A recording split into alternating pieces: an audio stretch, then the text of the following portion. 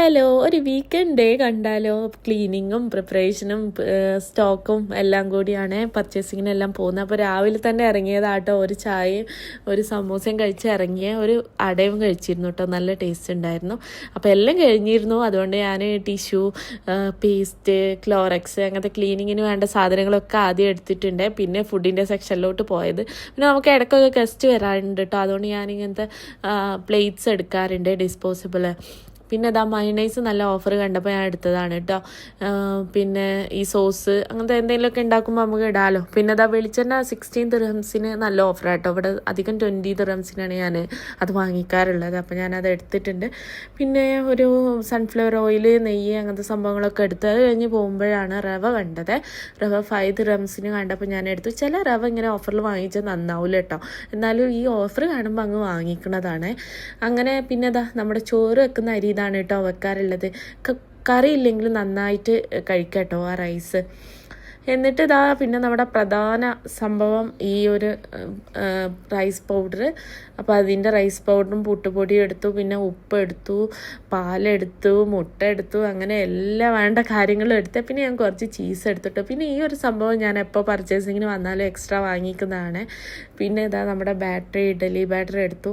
ഞാൻ സാധാരണ വാങ്ങിക്കാറാണല്ലോ, അല്ലാതെ ഞാൻ ഉണ്ടാക്കാറില്ല കേട്ടോ. പിന്നെ അതാ ഒരു ചെറിയ ബട്ടറും പിന്നെ ചിക്കൻ എടുത്തു കേട്ടോ. ചിക്കനും മുട്ടയൊക്കെയാണല്ലോ നമ്മുടെ ആകെയുള്ള ഭക്ഷണങ്ങൾ. പിന്നെ എന്താ മുളകിൻ്റെ ഒക്കെ റേറ്റ് കണ്ടിട്ട് തല ചുറ്റി പോവുകയാണ്. എന്നാലും വേണ്ടിയിൽ നമുക്ക് എടുക്കണമല്ലോ. അങ്ങനെ വെള്ളരി, ക്യാപ്സിക്കം ഇതെല്ലാം ഞാൻ എടുത്തേ.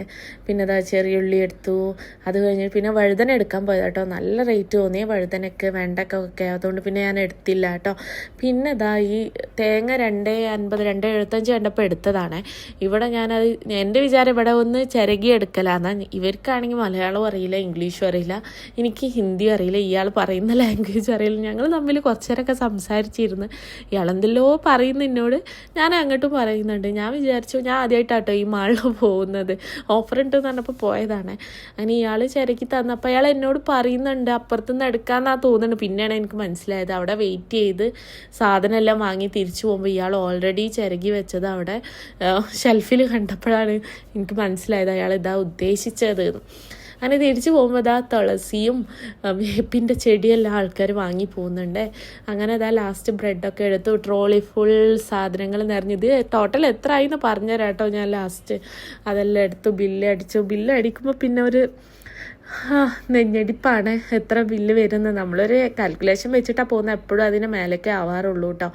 ഇതാ ഒരു നീണ്ട ബെല്ലും എടുത്ത് ഞാൻ പിന്നെ ഒരു സമാധാനം ആ തണുത്ത യോഗേട്ട് കഴിക്കുന്ന കേട്ടോ. അതും കഴിച്ച് ഞാൻ വീട്ടിലോട്ട് വന്നിട്ടോ. വീട്ടിലോട്ട് വന്ന് സാധനങ്ങളൊക്കെ നിരത്തി വെച്ച് നോക്കിയപ്പോൾ ഇത് എത്ര ദിവസം ഓടുന്നാണ് നിങ്ങൾ വിചാരിക്കുന്നത്. അത് കഴിഞ്ഞ് ഇതാ പിന്നെ അലമാര വീക്കെൻഡ് ആയാൽ താഴെ എത്തിയിട്ടുണ്ടാവുകയെ. പിന്നെ വീക്കെൻഡിലാണ് ഞാനത് മടക്കി വെക്കാറുള്ളത്. പിന്നെ നമ്മുടെ ഷോളുകളുടെ ഒരു കൂമ്പാരം ഉണ്ടാവും. അപ്പോൾ പിന്നെ ഷോളുകൾ ഇതാ ഞാൻ അറേഞ്ച് ചെയ്യാണ്. നിങ്ങൾക്ക് ട്രാൻസിഷൻ മനസ്സിലാവുന്നുണ്ടോ? അതിൽ ഞാനൊരു എഡിറ്റിംഗ് സ്കില്ലൊക്കെ എടുത്തിട്ടുണ്ടെങ്കിൽ നിങ്ങൾക്ക് മനസ്സിലാവുന്നുണ്ടെങ്കിൽ പറയണം കേട്ടോ.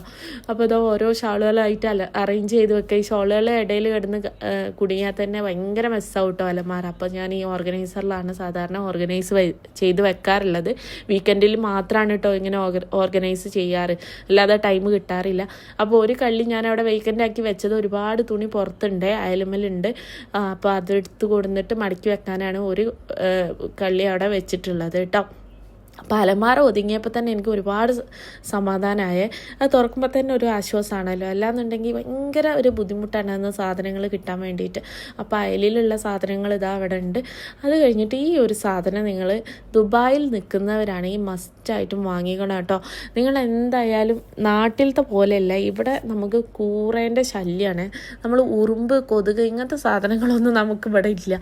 നമ്മൾ നാട്ടിലാണല്ലോ പഞ്ചസാര പാത്രം ഒന്നും വെക്കാൻ പറ്റില്ലല്ലോ ഉറുമ്പ് വന്നിട്ട്. പക്ഷേ ഇവിടെ ഉറുമ്പിൻ്റെ ഒന്നും ഒരു ശല്യവും ഇല്ല കേട്ടോ. പക്ഷെ കൂറകൾ പറയാതിരിക്കാൻ വയ്യ ഗൈസ്. നിങ്ങൾ പറഞ്ഞാൽ വിശ്വസിക്കൂല, അത്രയും കൂറകളാണ് ഈ റൂമിൽ. നമ്മളത് ഇടയ്ക്കിടയ്ക്ക് ക്ലീൻ ചെയ്യണം കേട്ടോ, ഇല്ലാന്നുണ്ടെങ്കിൽ പെറ്റ് പെരുകും. അപ്പോൾ ഈ സാധനം ഇങ്ങനെ സിറിഞ്ച് പോലെയാണ്. നമ്മൾ ഇതിൻ്റെ പേര് നിങ്ങൾ കണ്ടല്ലോ, നല്ല ഇതാണ് കേട്ടോ. കാരണം ഇത് നമ്മൾ ഇട്ട് കൊടുത്താൽ സൈഡിൽ ഇങ്ങനെ നമ്മളിങ്ങനെ പ്രസ് ചെയ്തിട്ട് ഇട്ട് കൊടുക്കുക. അപ്പോൾ ഈ കൂറകൾ വന്നിട്ട് ഇത് കഴിക്കുകയാണ്. കഴിച്ചു കഴിഞ്ഞാൽ ഇവരിങ്ങനെ ചിലത് ചാവുന്നുണ്ട്, ചിലത് ഇങ്ങനെ ഭയങ്കര എന്താ പറയുക ജീവനുണ്ട്, പക്ഷേ നടക്കാൻ വയ്യാതായിട്ട് ഇങ്ങനെ ഉണ്ടാവും. അപ്പോൾ അങ്ങനെ എൻ്റെ ക്ലീനിങ്ങും എല്ലാം കഴിഞ്ഞിട്ടുണ്ട്. അപ്പോൾ നമുക്ക് ബില്ല് നോക്കാം. 340 dirhams ആണ് കേട്ടോ ആയത് അവിടെ. പക്ഷേ ഞാൻ ഫിഷ് വാങ്ങിയിട്ടുണ്ടായിരുന്നില്ല കേട്ടോ, അപ്പോൾ ഇത്രയും പൈസ ആയിട്ടുണ്ടായിരുന്നു. ഒരു വീക്ക് മാക്സിമം 2 weeks ഒക്കെ പോവുള്ളൂ.